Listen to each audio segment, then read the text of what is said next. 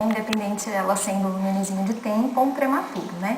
O colostro, doutor Francisco, a gente chama da vacina natural do bebê, independente mesmo sendo prematuro ou termo. Tanto é que dentro da UTI, a gente sempre pede para a mãe ordenhar esse primeiro leite, esse colostro, para a gente ofertar para esse prematuro dentro da unidade, né? Então ele é mais rico em parte de proteínas, na defesa, ele ajuda na parte de defesa, ele é mais calórico, ele é mais gordo, é um leite que ele é mais rico em relação ao leite maduro que a gente fala.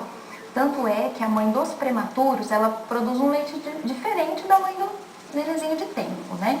A da mãezinha do prematuro, ele é um leite, durante um mês, ele fica parecendo um colostro mesmo, ele é mais gordo, ele tem mais proteínas.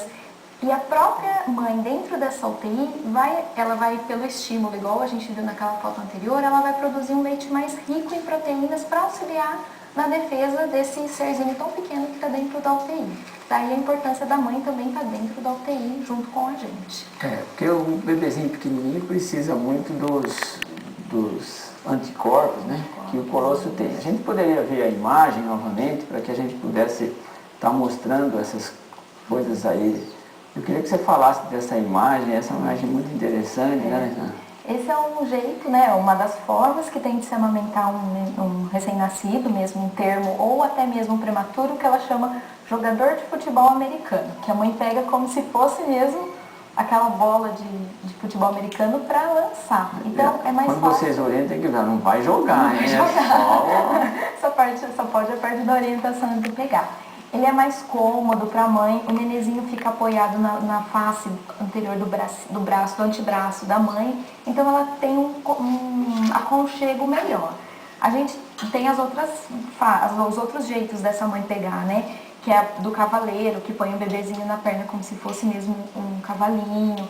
Tem o gemelar, que aparece aquela foto clássica que tem, né? A gente viu da campanha do aleitamento materno ano passado, que são os dois nenenzinhos, a mãe dando de mamar para os dois ao mesmo tempo. Então são algumas das formas que a gente pode pôr esse nenenzinho no peito. O importante é pôr, né? É pôr, isso. Como alguém já mencionou que ia perguntar para vocês, se tiver 4, como é que faz, né? Então, antes que alguém pergunte, os 4 aí fica difícil, né? Isso. Aí tem que esperar um pouquinho, né? Tem que esperar um pouquinho. Mas vamos ver mais uma imagem e a gente pode já estar comentando sobre alguns aspectos assim, teóricos desse leite, que você poderia estar comentando com a gente. Essa slide é uma justificativa, né, que a gente até brinca, são os 10 justificativas por